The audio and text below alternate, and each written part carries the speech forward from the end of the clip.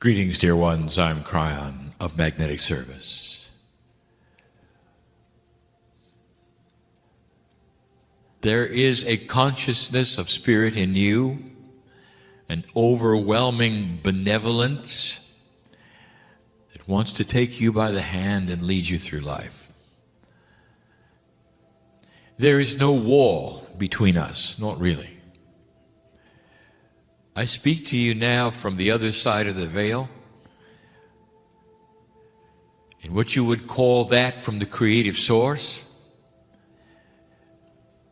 in a strata of consciousness that speaks to humanity.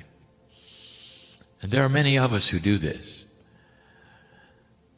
This is the purpose of that strata of consciousness, to help humans discover humans and the divine in humans.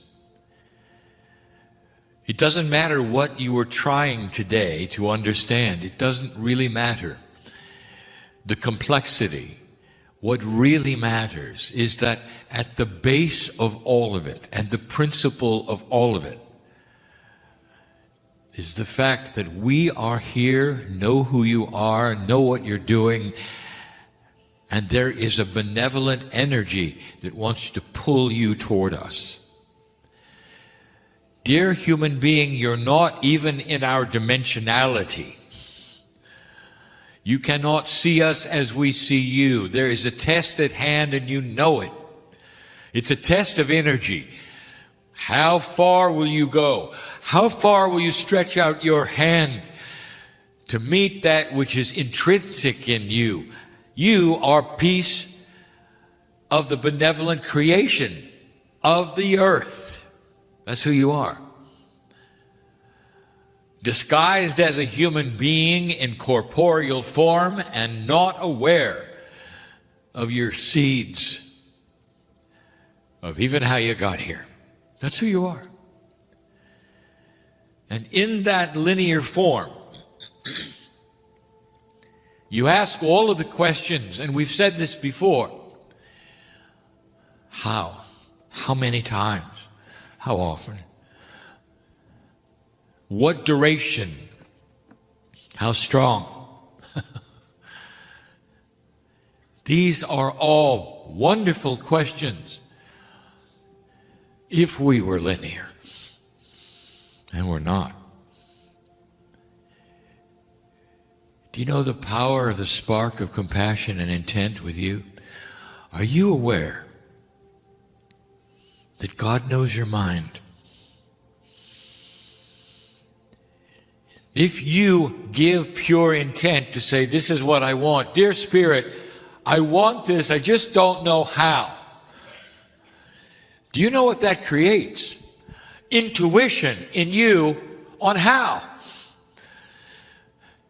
In other words, if you're confused on what to do next and how to do it and what the timing is to do it, and you're expressing that to a God who loves you and is standing by to help you, you're not hitting a wall that is uncaring. Does it seem like it? We're ready to show you. Especially in this energy, we're ready to show you how. But again we say, if you are asking in a linear intellectual way, and we are answering in an intuitive conceptual way, you're not getting it. Because your antenna is linear. You're waiting for the list, you're waiting for that answer that is a linear, practical answer to a practical question.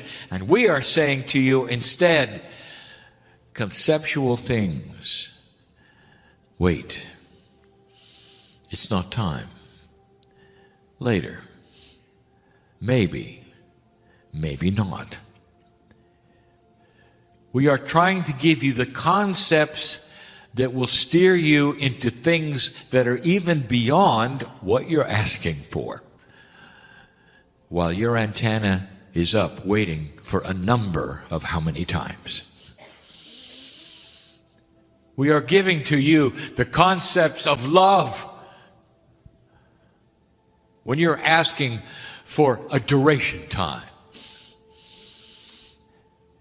I want you to relax, all of you, into the arms of God right now.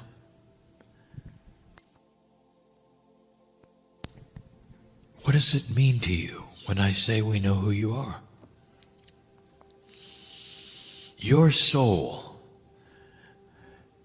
is so misunderstood.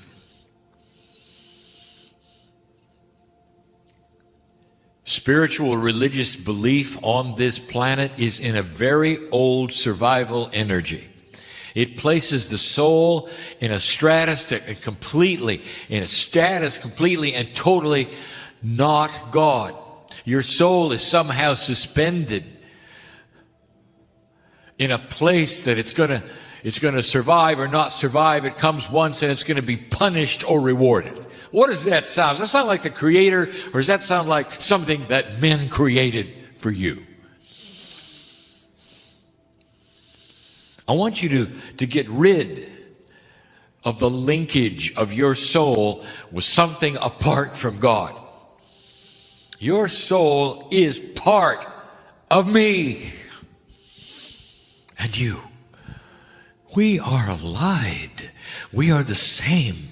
There's a new energy on the planet that literally is shouting to you through a transmitter that you're not tuned into yet. And some of you are aware of it. So until you start getting these kinds of messages, I want you to relax and feel the love of it. That you can do.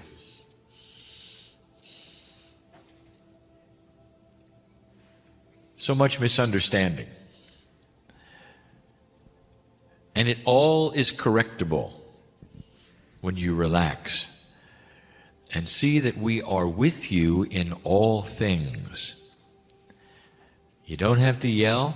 You don't have to repeat. You don't have to turn up any kinds of volumes of anything you do, whether it's frequencies, amounts. We're here. We're next to you the whole time. When you meditate, we've been with you all day. You do understand that, don't you? And when you meditate, it's just like turning the knob and let's get a little closer.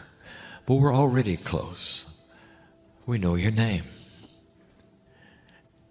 I want you to approach things gently. Dear Spirit, I don't understand what's happening, and I don't understand what I'm supposed to do next, and I'm a little confused. What should I do? What do you expect we're going to tell you? Take 4 steps, turn left, breathe 5 times, and smile. You'd like that, wouldn't you? It's not going to be that way. And then there is the timing issue. Why don't you understand synchronicity? What is in this picture that is missing for you? And so I present a new metaphor. We're going to cook a meal. This makes my partner very nervous. Just relax. Cooking a fine meal on this planet is an art. You enjoy food. And the best cooks are the ones who start early and prepare and prepare and prepare.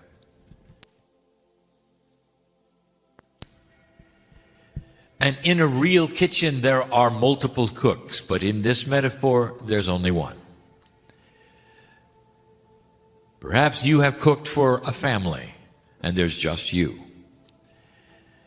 Perhaps you've wanted to prepare some meals which are exotic and perhaps a little different than in any kind of recipe. Perhaps you're one who makes up your own recipe. and you know what is involved. You start by compartmentalizing the ingredients, and some of you will actually put them in containers, getting ready for them to be compilated into that which is going to be cooked at the right time. You don't all mix them together. You may have a bowl of lettuce, a bowl of rice, there could be some vegetables here, and then there's the sauces and the ajouts. There are some that are going to be cooked in, there are some that are going to be placed on the meal as it's being cooked later at a certain temperature, and then after it's done, there'll be others that go on it. There'll be seasonings before, during, and after, and you will be putting them in various containers and bowls, and you're getting ready. You may be preparing the night before because there has to be certain things that perhaps would be soaked or marinated in certain ways. Maybe even pre-cooked in order for them to come to the final fruition of the meal when it all comes together in its beauty, its elegance, the aroma, lovely, ready for consumption, and a beautiful taste. Combined with certain kinds of sauces and certain kinds of then beverages that complement the meal. It's a feast, and you know what you're doing. Congratulations for that, cook. You really know what you're doing. Now I'm going to alter the metaphor. Stand by.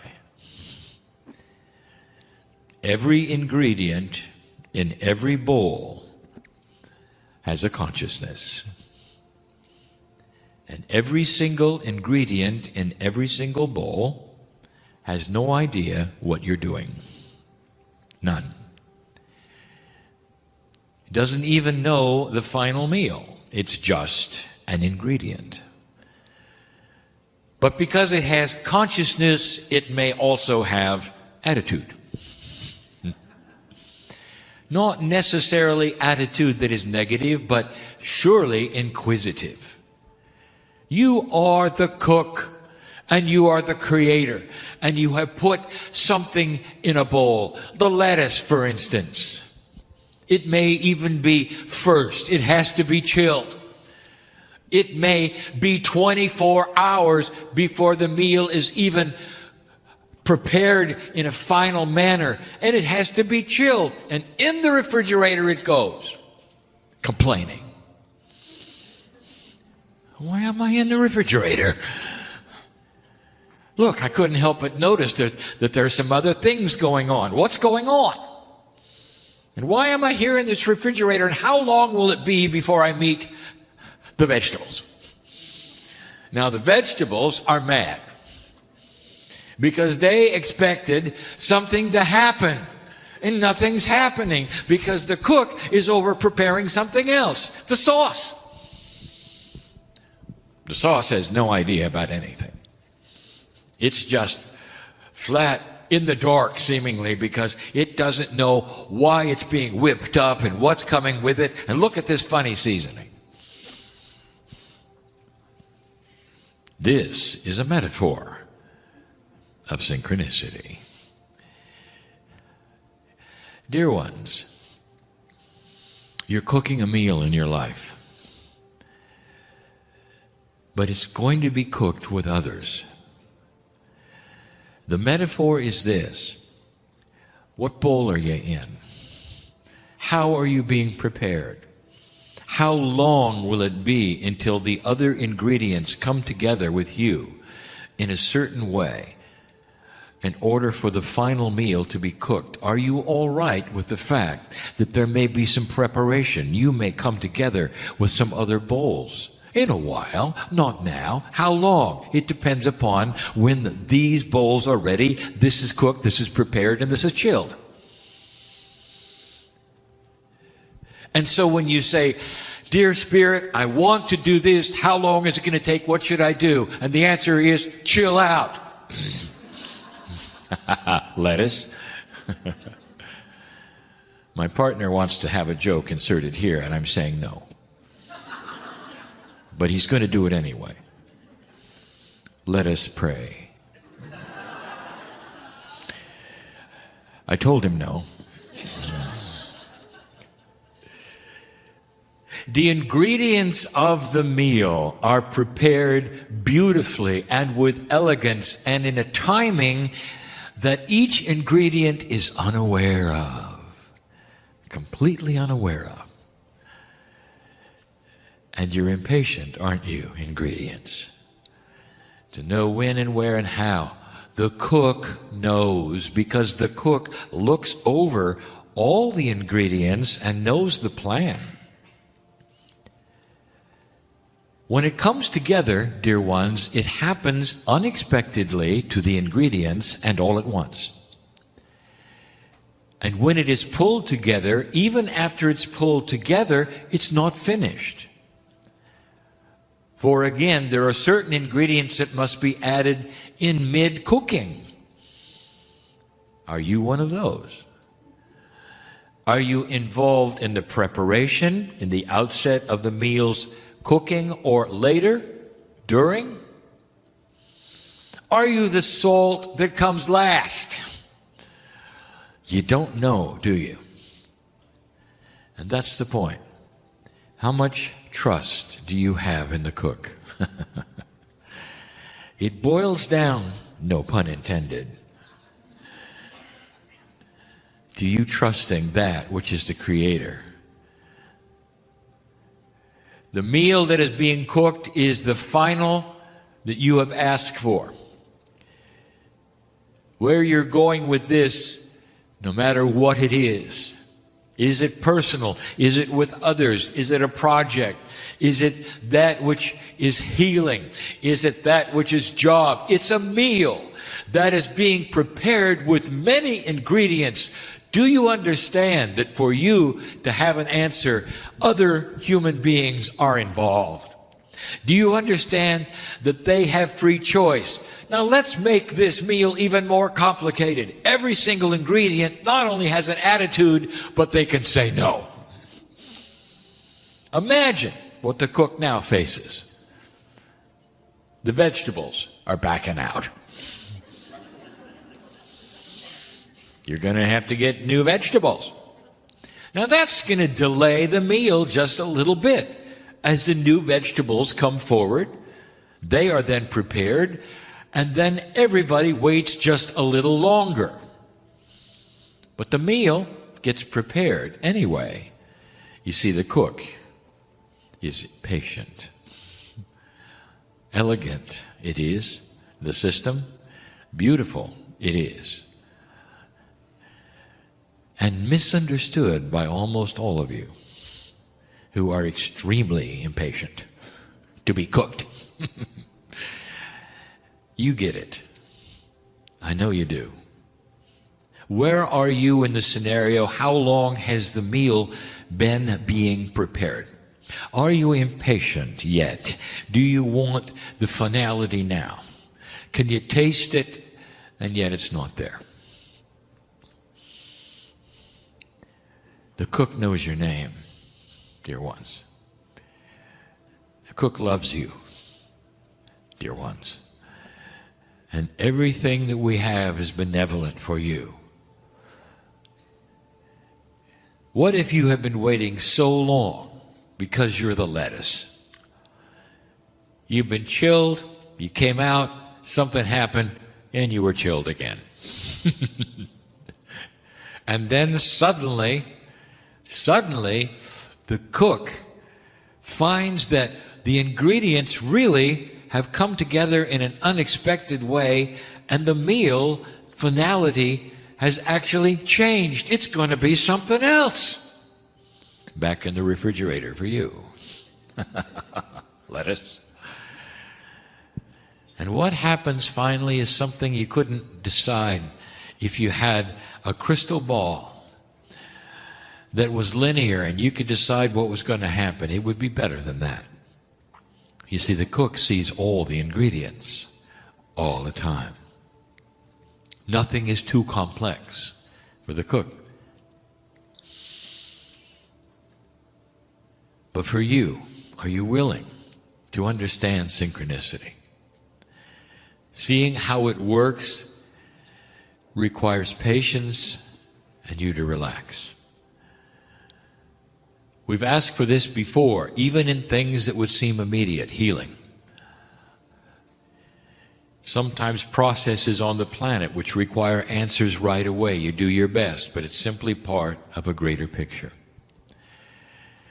Well, through all of it, we want you to know we have never disengaged from you, ever, ever.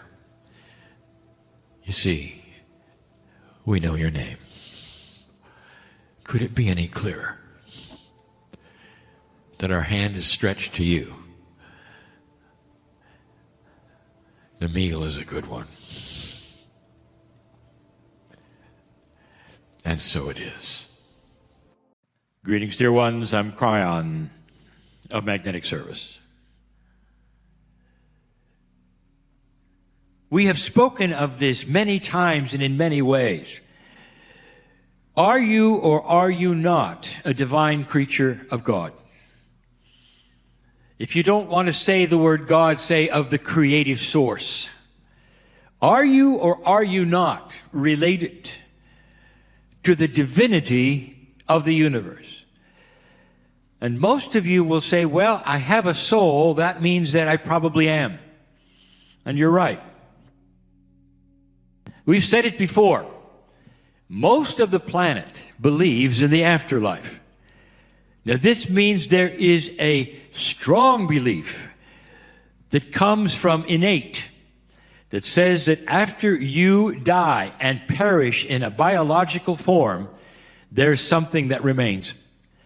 And that something you can call whatever, a soul, and that something is still you in some way, a consciousness something that is not in the body. This is the clear and constant, unanimous thinking of most of the planet. Over 80% of you believe in the afterlife. This 80% means that most of Earth understands you have a soul. Now, what does that mean to you, really? Honestly.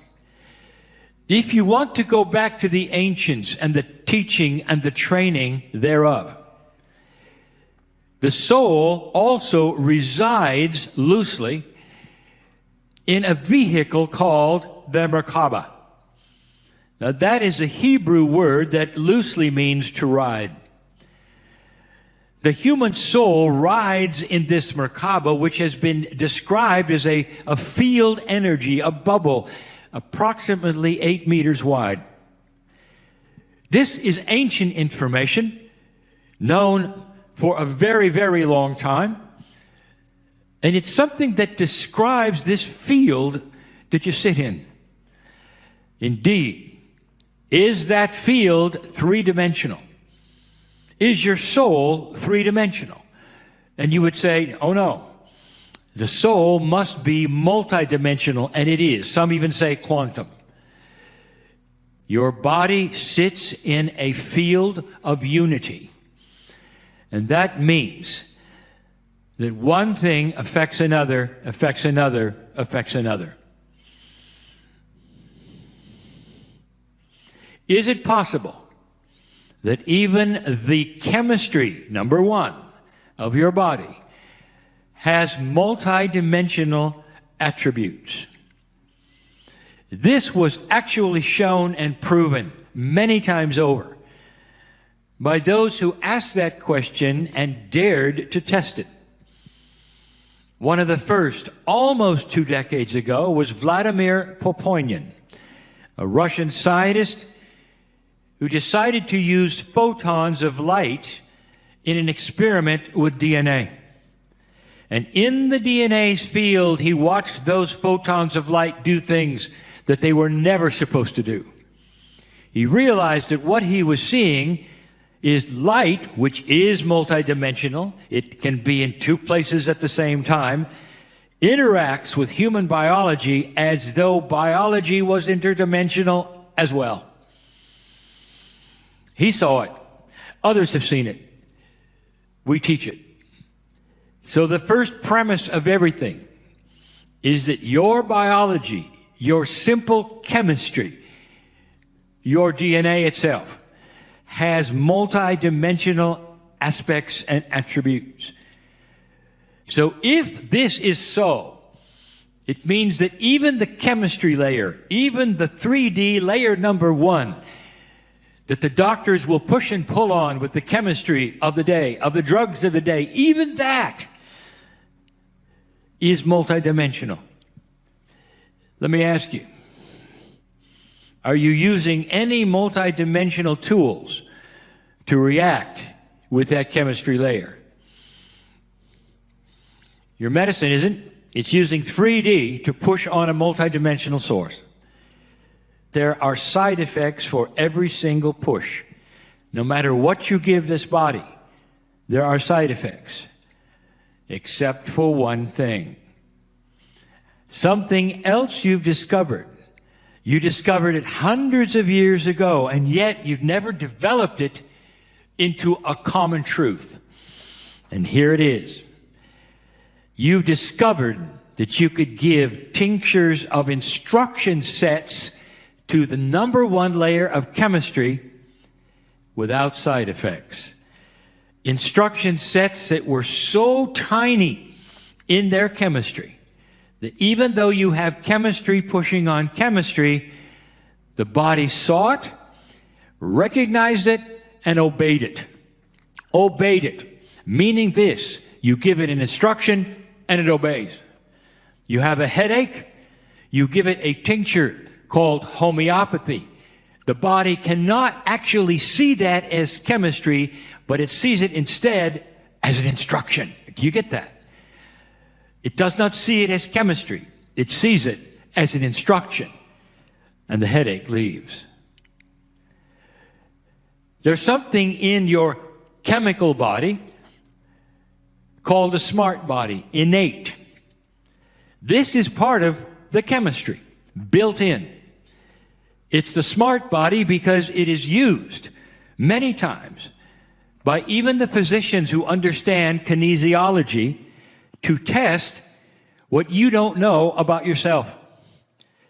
The smart body will work with muscles, giving you information that never could be given any other way. Suddenly, you're opening a door, even to layer number 1, that says, look, the basic 3D chemistry isn't 3D. It must be multidimensional because it's responding, seemingly, in a non-allopathic way to signal sets being given to it. What do you think of this whole idea of a smart body?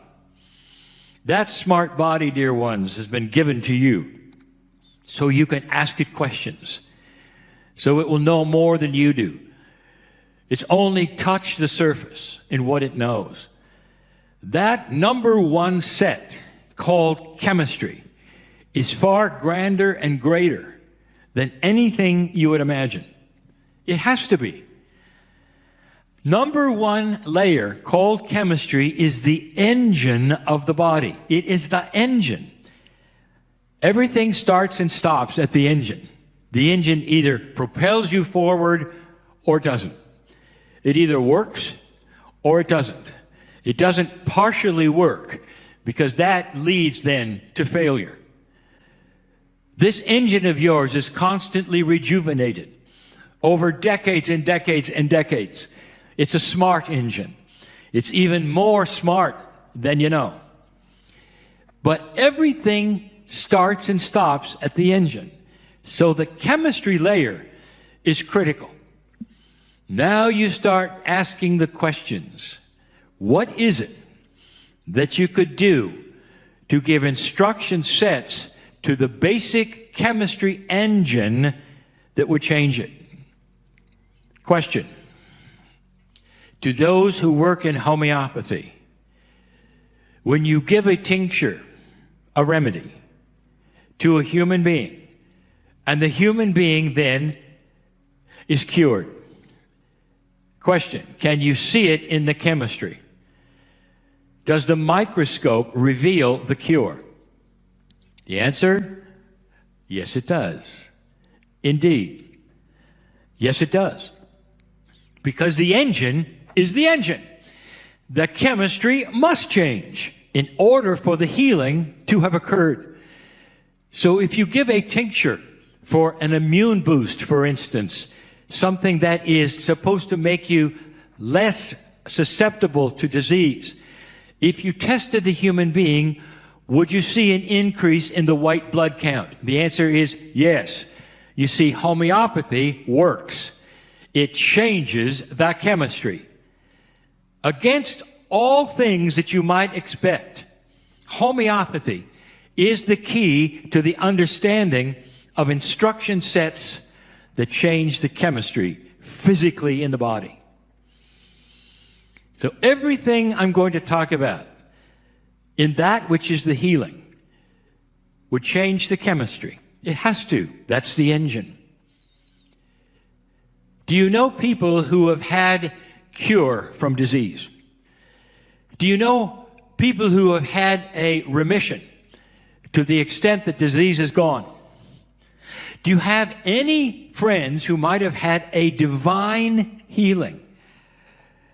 And if they had a divine healing, quickly, if you look at their chemistry in a microscope, does it change? And the answer is yes.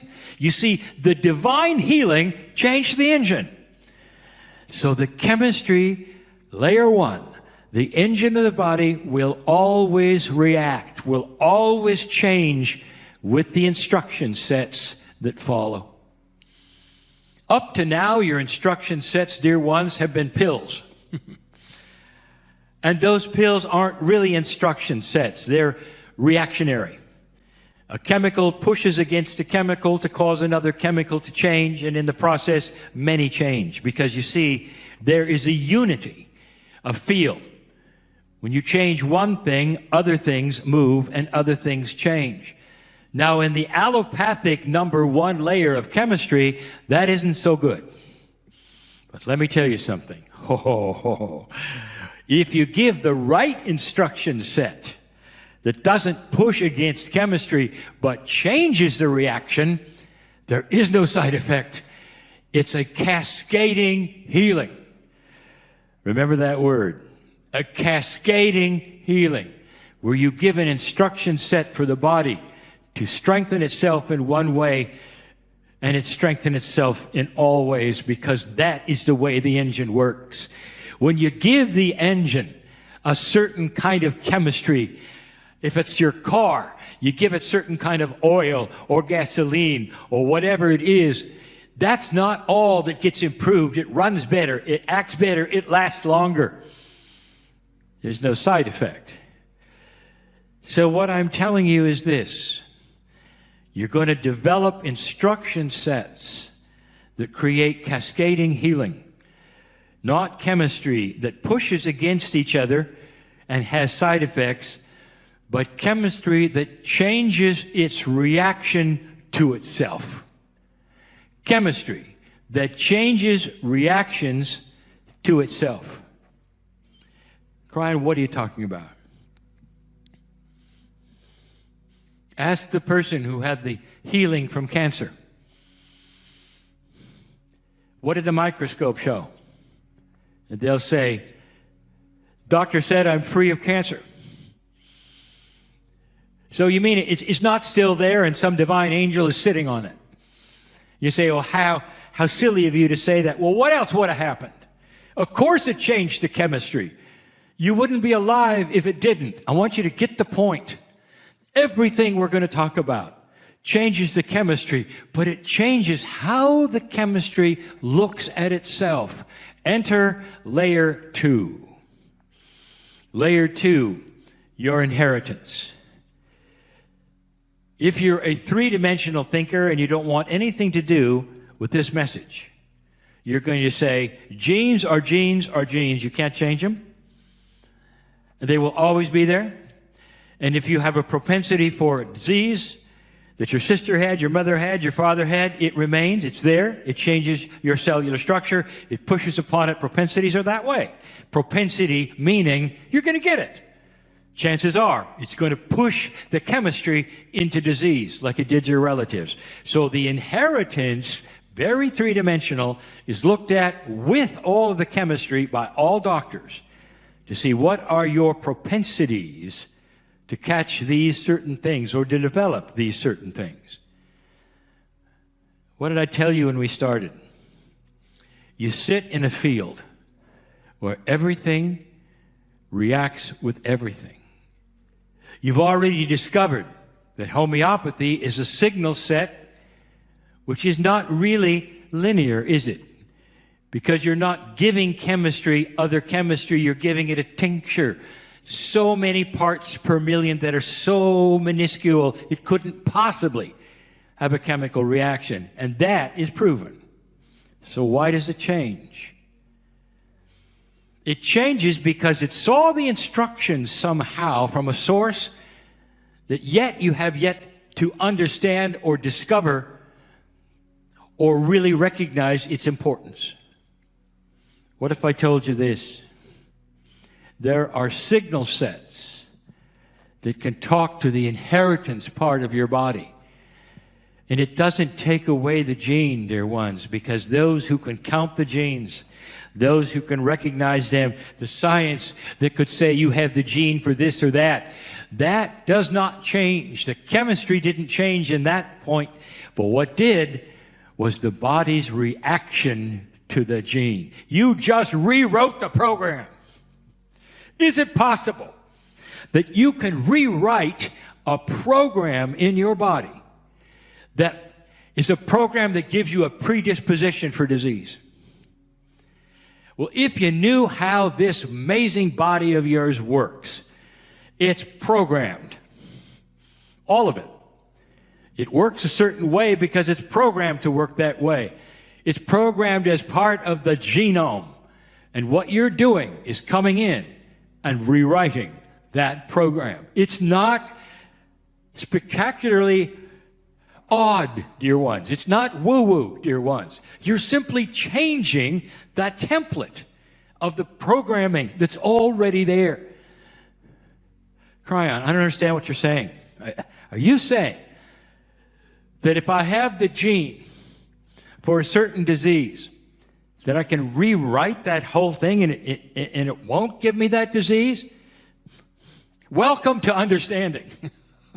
Yes, that's exactly what I'm saying. So even within the first two layers, there's miracles. I haven't even touched on the woo-woo yet.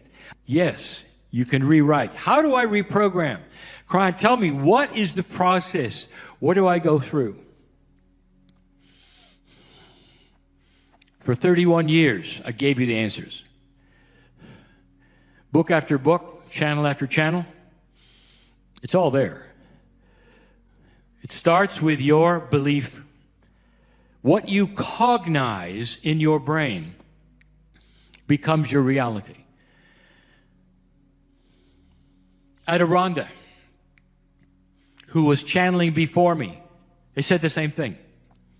What you imagine, you can create.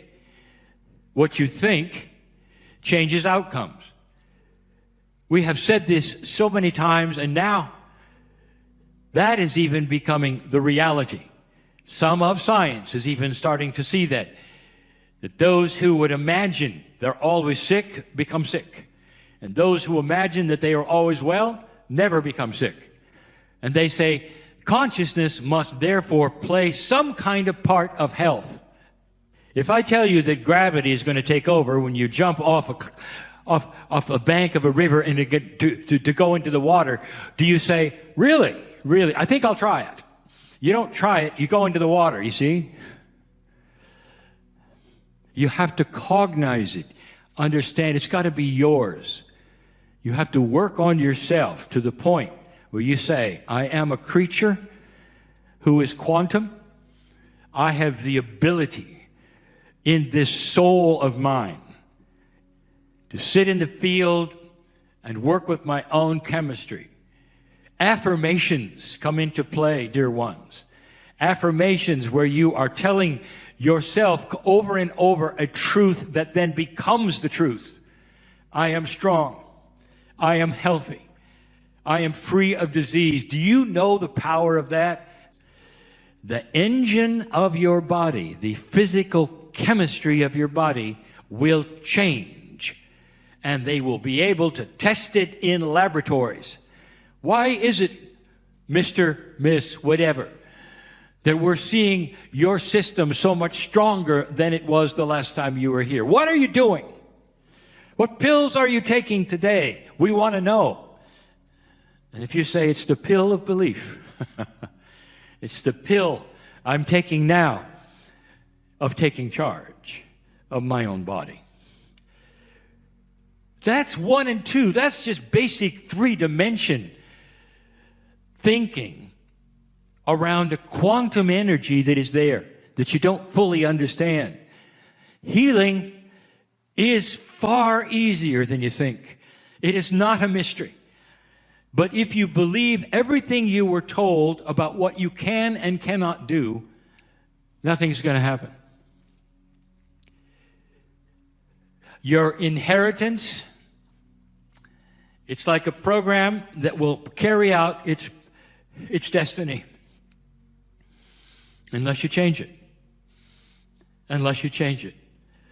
You sit in a field of opportunity, of abilities, that no one really has told you about, that will be able to create healings in your body with and without help, but especially if you get a healer who will lead you through some of these difficulties, and they're watching now, and they're going, yes, continue, Kryon, give it to them.